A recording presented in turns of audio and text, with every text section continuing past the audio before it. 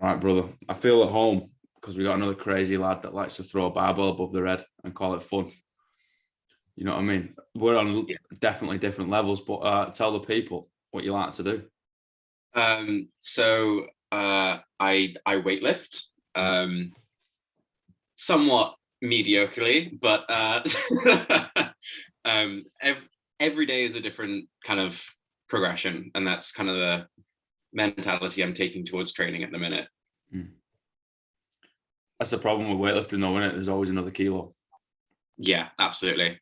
And if you overstep that kilo mark, you're going to end up with a very small total that day. It really is kind of snatch what you can, clean and jerk what you must kind of sport. Yeah. Which is weird because I'm the other way around. Yeah. I'm like totally a snatch specialist, man. Absolutely not. Too many like back injuries. I'm like, if I get slammed by a clean, like I'm out for like 6 months. so it's like just throw whatever the fuck you can above your head with the snatch and then try and just get through the clean and jerk. I absolutely feel your pain there. It was the couple months before kind of COVID kicked off and went into lockdown. I had a back injury and it is an absolute nightmare. It's the worst because you can't do anything. Like if you've got a wrist injury, you can still squat, pull to some extent, but anything kind of like knee or back, and you're just out. That's it. Like everything in weightlifting is a squat, right? Yeah. You need to stabilize your spine and you need to do some sort of knee flexion. And if one of those goes, you're fucked. It's like you're not going to bicep curl because that's not going to help you snatch. In fact, that's probably going to hinder it, right? You know, it's like, what do? Triceps. Get a reverse curl in. It's basically a muscle clean. Yeah. Build to one max. Yeah, it's just kind of coming back from that and then going straight into lockdown was a bit shit. But there we are. How did you get into weightlifting? Because I mean, you and I both know, like in the UK, it's not too popular, right? But not a lot of people know. Absolutely not. So I kind of known about weightlifting to some extent in school because I don't know if you're familiar with Mikey Farmer. Maybe. He's one of the Welsh weightlifting guys going to the games. He was in my registration class in school. Oh, wow. So I'd always kind of been familiar with it kind of through him, but it wasn't until I started doing my own sort of training. It was a bit like CrossFit-y. It was more X-Fit than CrossFit because they hadn't paid for the affiliation. Yeah. But it was kind of through that I was like, wait, no, I actually hate putting my body through this. I would rather just lift the weights. So I was very fortunate at the time that they had a very good weightlifting coach at the gym. His name was Rodri. He eventually went on to compete at the 2018 Commonwealth Games. And it was quite nice that it was, whilst he was my coach, I also considered him a training partner because we just kind of trained through his peak for the games. Very inspiring for a small athlete like myself at the time, to kind of see that general progression. But then that kind of solidified. They're like, no, I would like to pursue weightlifting. I think I might be half decent at this, if anything. So that's kind of my story with it. I just, in a nutshell, hated CrossFit, enjoyed weightlifting. Yeah, 100%. You know, like, you want me to do what now? Fall down, get up, and jump? Yeah, how many times? I was like, not. I don't do it when I'm pissed. I'm not going to do it now. You know what I mean? Like, there is no way that's happening. I roll over, maybe roll down the stairs. You know, we like to eat donuts and Haribos between sets. Absolutely. I've always been I've never been very athletic. Even as a kid, I was picked last in PE. Hated sports growing up. With a passion. Like, I did not enjoy team sports, which is great that I've ended up in an individual one. But it was never something that I enjoyed, and it kind of suits my personality, or like my inner child in a sense, that I'm in a sport where I'm sat down for most of the time. So it's like, it's kind of a halfway point between some form of athleticism and just being sat down. So. That's it, because like when you're moving, like it's really athletic. Like weightlifting is incredibly athletic. However, you're moving like such a fraction of the time, right? You go into any gym, you go into any like CrossFit gym, for example, you can tell the weightlifters because the first thing they do is they pull out a chair. Yeah. I need somewhere to sit. I gotta put my stuff down. I gotta put my stuff down. You know, they've got like their shoes out. You know, they've got DP everywhere. Probably popping ibuprofen. I'm always really confused at the people who just kind of turn up to training without a bag or anything, and I'm like, where do you put your stuff? Yeah, where's your gear? I need snacks. I need it all. I need like 3 different types of drinks because, you know, maybe it's like a Tuesday afternoon and you don't want your original one. It's creatine, intra-workout, maybe a little snack. I'm just, don't touch any of it. Leave it on the side. And a little, oh no, people come in with tripods. Do you do the whole tripod thing? I hate to say it that I have gone down that path. I'm a remote athlete for my coach. So you're digging yourself a hole here, boy. Yeah. Oh, absolutely. I'm a red flag to every coach everywhere. I just kind of set it up to the corner where there's no one kind of going on and just let it roll. Mainly for coaching purposes. If I catch any decent lift, I'll put it anywhere. But yeah, I find it's strange because like previously, before kind of COVID and stuff hit, that seems to be a saying that's more popular these days. Every session I did, I was with my coach. It was every night. For like those 2 hours, it was coach athlete. There was a group of us that he was coaching at the time, but mainly we had that kind of athlete coach interaction going on. Gradually, I think as lockdown and stuff, training through that on my own, I seem to work better more now as an individual kind of in my training than I do as kind of with that more coaching side, more hands-on. Like I'm 5 years in the sport maybe now. Any technical changes that I make are only very small. I feel like I have the basis now to be able to call as to how I'm feeling that day. I don't necessarily need that external validation for a good lift. I'm relatively enjoy my own company with that. That's not to say that I don't have those sessions with my coach. I usually save them for about, I think we started with Wednesdays now, but we couldn't do today. But those tend to be the more deeper technical days for us, and that seems to be working quite well for us at the minute. But who knows? Things seem to change quite rapidly in the type of athletes that people are. But I think I prefer that kind of training partner relationship over anything else. It's like when I go there, we will train together. We will do things together. It gets a bit daunting when there's someone sat at the other side of the gym just watching you intently. Yeah, especially when it's a one-on-one. Yeah, absolutely. I stress, like, there's only so long that I can make small talk for. And you rest like 3 to 5 minutes between sets. You know what I mean? You're like, well, what do we do now, guys? A lot of talk about the weather. I just no, it's definitely, the pandemic has definitely opened up different doors for coaching, right? And it's massively so. It's now flipped the whole rule book on the head, and like, well, now you're no longer going to have like eyes on. You're going to have eyes on a screen, and it's going to be after the fact, right? Because you're never going to be watching it live. No one's going to be live streaming it, which is even more difficult, right? But I think it helps with athletes like yourself who are a few years down the line.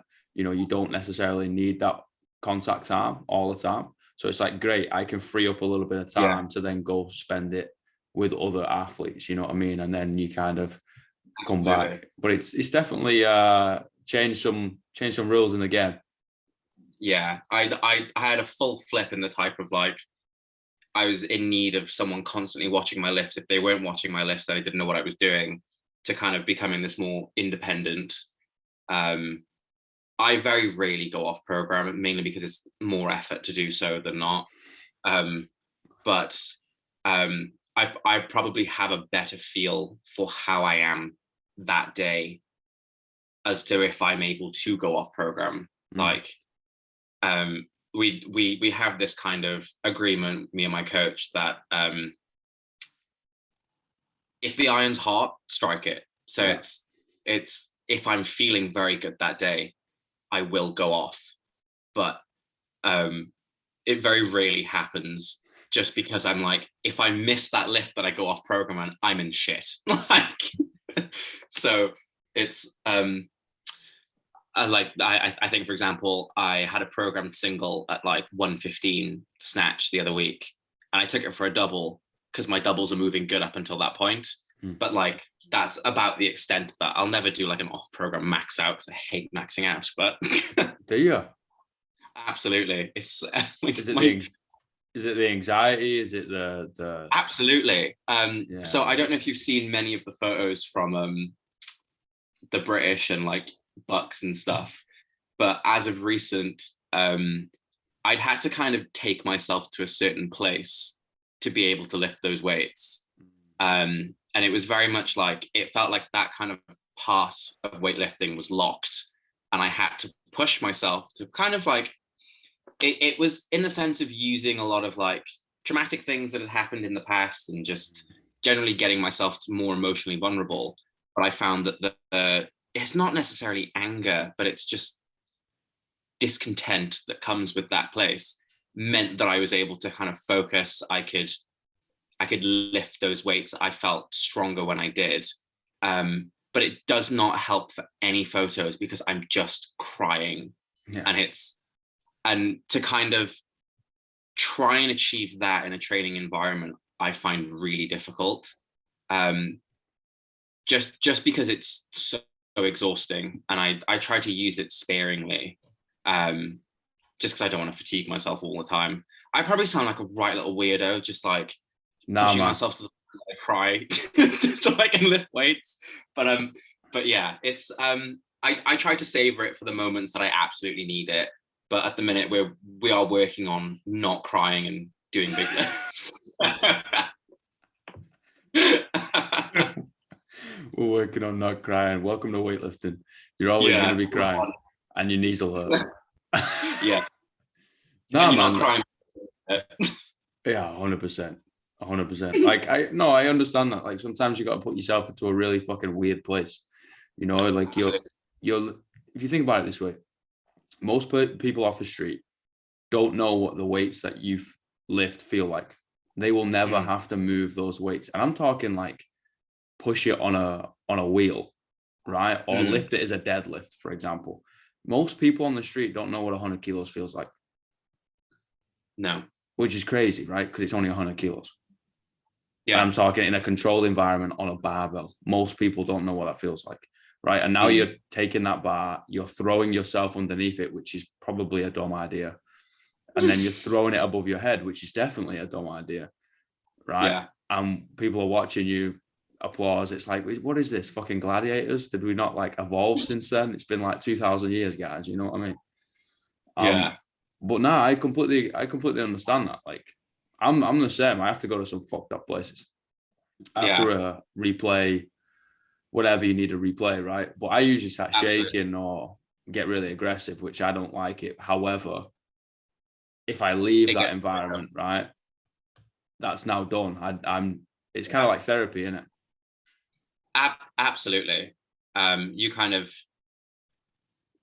I suppose not doing it in training then as well, in the therapy sense, is that you always have that designated area that you can go and do it in a back room. Yeah. And it's not in your own home in the sense of it's in your gym kind of thing.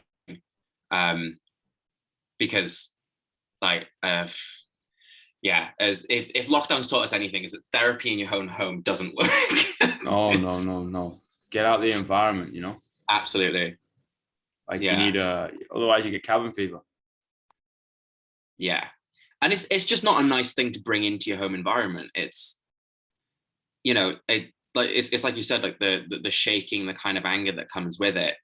If that's not managed in an appropriate way, things can get messy, and that's not really what you want.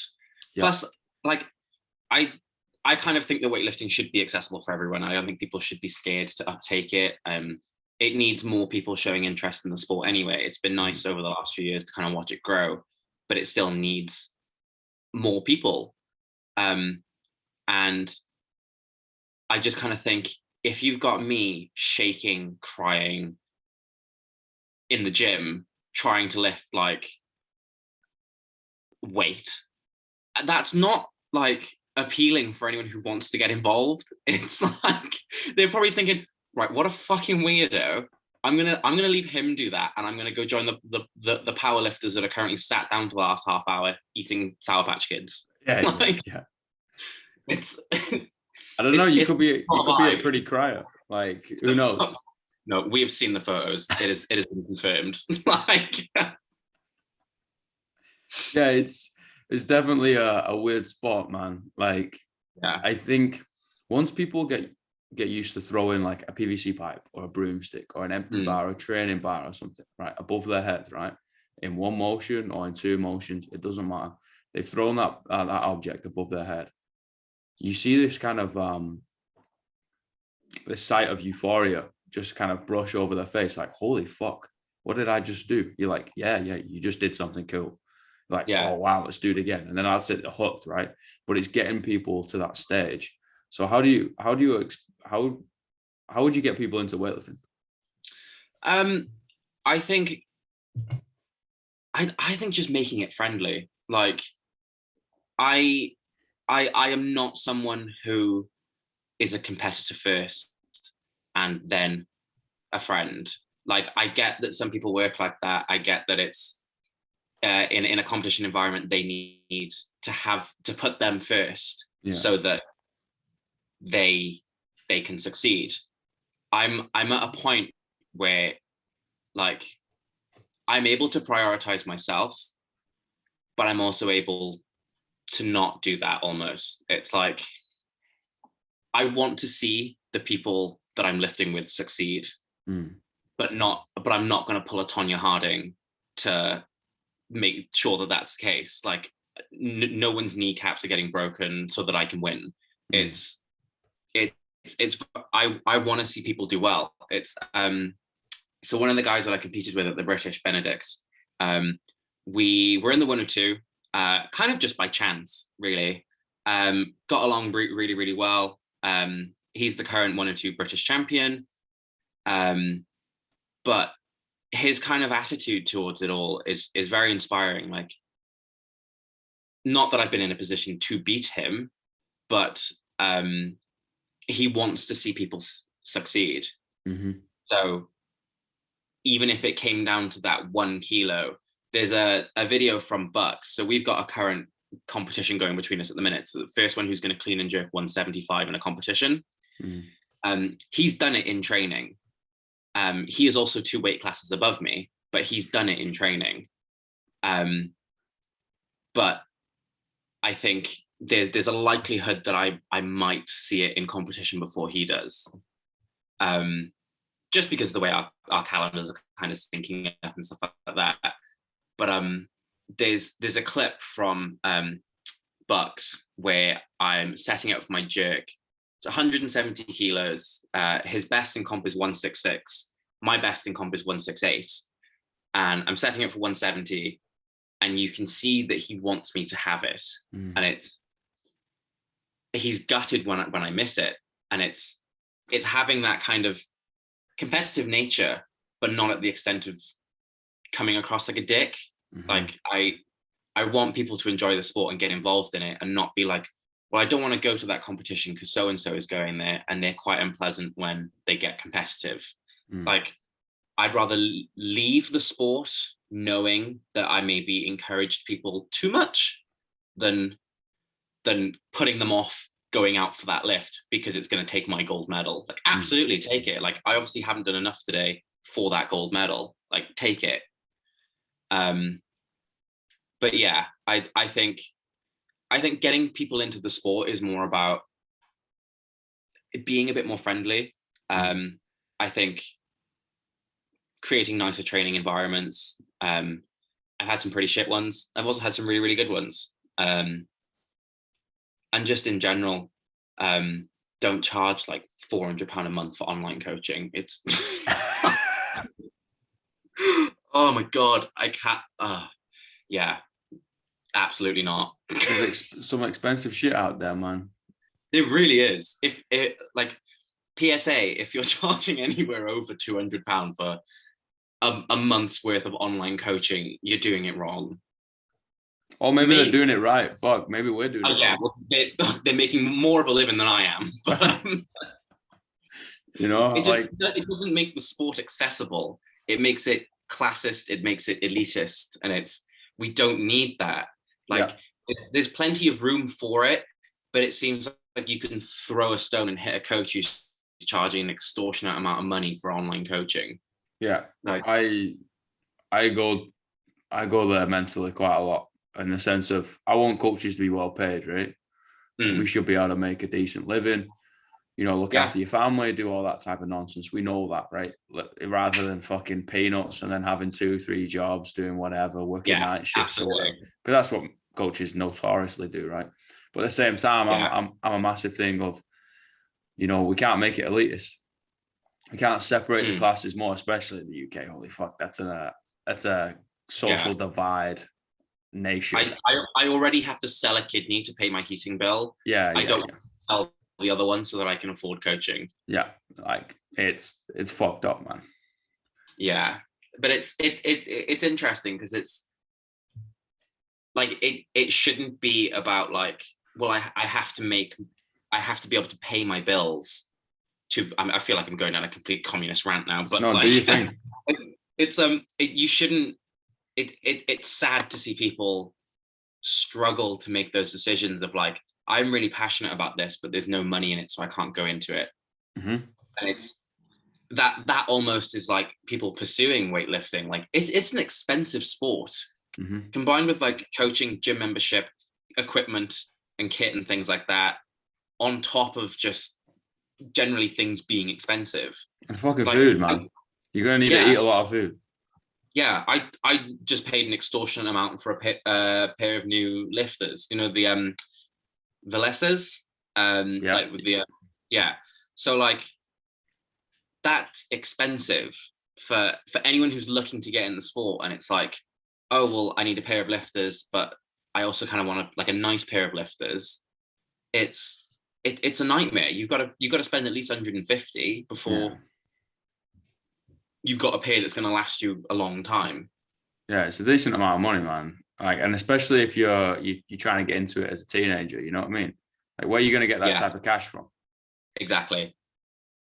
And then that's when it's like, oh, the rich parents have done that, and it's daddy will do it.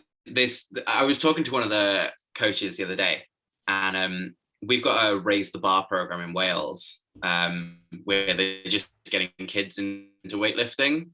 And it's interesting because the kids that work hard and want to do well are the ones from a lower socioeconomic background. They're the ones that are able to put the graft in, work hard, are not afraid of hard work.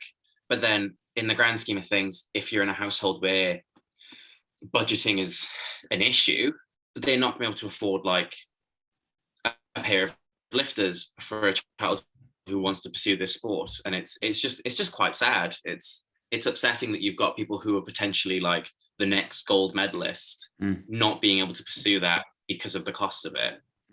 I mean, that's my home, man. You know, Manchester, like there's so many people in the shit of whatever sport, and then they go so hard to that sport, right? And whether it's people I was playing against, around, or like teaching or coaching, right? Because I got into that scene before then I left. You just see these kids, you're like, you've got like an unbelievable amount of talent, and you also have some fucking work ethic in you, right? Yeah. And you're like, but also you have to do two jobs and you're 15. Yeah, that's not fair. You're like, this ain't on, man, you know. And then the next thing you know, oh, the next gold medalist came out of London, you know, or Eton or something. It's like, yeah, no shit. Because they got all the time in the world, and fucking daddy will pay for everything, you know, rowing. Oh, all the best rowers come out of bloody Cambridge and Oxford. Yeah, no shit, mate. Yeah, because they're pumping money into their sport. Exactly. What do you expect me to They've do? got money being pumped into the universities, and it's. I was very fortunate. My parents always worked really hard. We've never really struggled for money, and it's kind of, it put me in a bit of a bubble growing up. Yeah. I went to a very nice primary school. It wasn't until I kind of hit comprehensive school that I mean, being from Caerphilly, it's I mean, it was a mining town at one point. It's yeah. At one point, it had areas that were Wales's most deprived area, even the UK. Like, I'm no stranger to seeing it, but it wasn't until I got to comprehensive school that you meet the kids then who are almost like on the other side of town that you've never been exposed to, and you're like, holy shit, I have a lot of privilege. Yeah, you get like some broke ass people, man. just inherently, I have just gone through life thinking that everyone can do this, everyone can go on 5-star holidays and things like that, and you meet these kids and it's like, shit, I have a lot of privilege that I was completely unaware of. Yeah. And I think a lot of people don't snap out of that. They don't realize they have it, and then that's when you get, it's like, oh well, I'm charging like £450 a month for coaching. You'll have one meeting a month with me, and then I'll just speak to you on WhatsApp. Like, I think everyone should. Oh, I sound so woke. It's like, everyone just check your privilege. Like, I don't think so, man. It's all because it's contextual as well, man. Like, you and I both understand that if people are from different countries, like I'll reiterate the point of the UK is very socially divided, like super socially divided. Usually it's north south, but that's not to say there's nice areas in the north, poor areas in the south. You know what I mean? It's, they're everywhere, but it just creates more of a divide. And then you go into, you know, if we wanted to get political, which I don't, but I'll just touch on the point. Then you go into the House of Parliament and where they all from, man. You know, and then no wonder they're just gonna fucking turn things down and vote things through. And it's like, oh, okay, well, I'm a grassroots type of dude, right? That's kind of, I'm like, if we're gonna build something, we're gonna build it from the ground. I'm not gonna go to 10 Downing Street, right, and try and shake some fucking person's hand. Like, I'm not the guy to do that, right? I'm probably going to get thrown out for saying cunt too quickly or something like that, right? I'll be like, motherfuckers, like, what are you doing? Like, I'm not allowed there. I'm the dude that will be like, okay, cool. How do we do this? Let's build it from the ground, like academy, whether it's in schools. I think every school needs to have a gym associated with it, or like a group of schools kind of use the same leisure center or gym, you know what I mean? And we have an S&C coach in every school or associated with it, and then it's funded either privately, right? We have to pull on the strings of like fucking Richard Branson or something. He just throws $20. Oh mate, honestly, like, some of the people back home are just absolutely rolling it, wiping their ass with 50s, you know what I mean? I never saw a £50 note until I was like 22, 23. Those are the red ones, aren't they? The red ones. I think I've only ever seen them in work, and that's just like, I work in hospitality, so it's yeah. You get some rich people coming in and they just wave that at you. You're like, what the fuck is this? Like, is this Monopoly? It's huge. You can immediately tell people who have like worked in that industry compared to people who haven't and are rich, because anyone who comes in and has a very large bill and has worked in that industry will A, tip well. Yes. B, they'll treat the staff very nicely. Yes. And C, they'll often stack their plates. Yeah. So, but then you also get people who are just like, so ignorant and rude, and it's like, I'm handling your food. And like, I'm handling your food. Why are you being rude to me? Ruin your day, but I'm not going to, but I could. Stacking plates, I think that's a British thing, man. Absolutely. I think because I'm so lazy in work as well. Like, if the plates aren't stacked, I'm not even going to that table. It's not like it's your job, man. I know. Part-time. No, I did it. I worked hard sport in Auckland, man. Yeah. Some money thrown around there, mate. $1.5, $2-3 grand tables, obviously it's dollars, so it's like 1.8 to 2, something like that. So divide it by 2 roughly. But you're like, oh yeah, don't worry about it. I'll just kind of, how much? Okay, yeah, fine. You're like, excuse me? What are you talking about? Yeah. Like, is there any rent? Yeah, is there any food left? You know what I mean? Like, can I have a little bit of a nibble of that steak? Spare change. Yeah. Alex, go get the flute. What? Are we playing an instrument now? Yeah. Bloody hell. Oh man. I think from the ground up, getting kids involved, I think having it subsidized. I'm massive on like equal opportunity, right? As a start line. However, it's on the individual, right? So it's kind of like a hybrid between socialism and capitalism, I guess, if you really wanted to fucking give it a name. But like, there should be something offered, especially for the youth, man. Male, female, it doesn't matter. Anybody. As well, it's like sporting opportunities, at least where I'm from in the valleys, were very much like, in the valleys. Oh, you're either a very good rugby player, or you're a very good football player. And it's like, you never really saw any, I mean, apart from Mikey, but you never really saw any other athlete doing anything else. And if you didn't like those sports, like me, you kind of felt shit because it's like, I'm unathletic. The reason I don't like it is because I don't like sports. And then it's like, it breeds this negative kind of image of yourself. And it makes things like I hated PE, like really hated it, because it was very much like, oh, well, we're either going to do football or we're going to do rugby. I don't want to do that. Like, I can't think of anything worse. But if you had more sports available to these kids, like, I'm a massive believer that everyone has a sport. I think that there is not a person on this planet who is unable to find joy in some sort of physical exercise, regardless of how niche it is. You might be someone who's like, oh, well, I hate everything other than javelin. Then pursue it. Yeah, go do javelin. Like, there are some really niche sports. I would consider weightlifting relatively niche. Yeah. Because it's not something that's taught in schools. You're not really aware of it. It's only now kind of through the kind of global domination that is CrossFit that people have become more familiar with it. Everyone always thinks it's powerlifting. It's like, do you bench press? Yeah. Nothing. I don't even ever want to touch it. I don't want to bench. But it's the only exercise you can do lying down, mate. Yeah, no, that's true. Or you do a floor press and you're working out even less. I'll be adding both of those into my program from now on. Lie down, mate. It's like, it just, there's the fact that they just kind of push this. I understand the team side of it. Like, you need to know how to operate within a team. It's important in the working environment and just in general. Like, no one wants to deal with someone who is incapable of taking either instructions or giving instructions.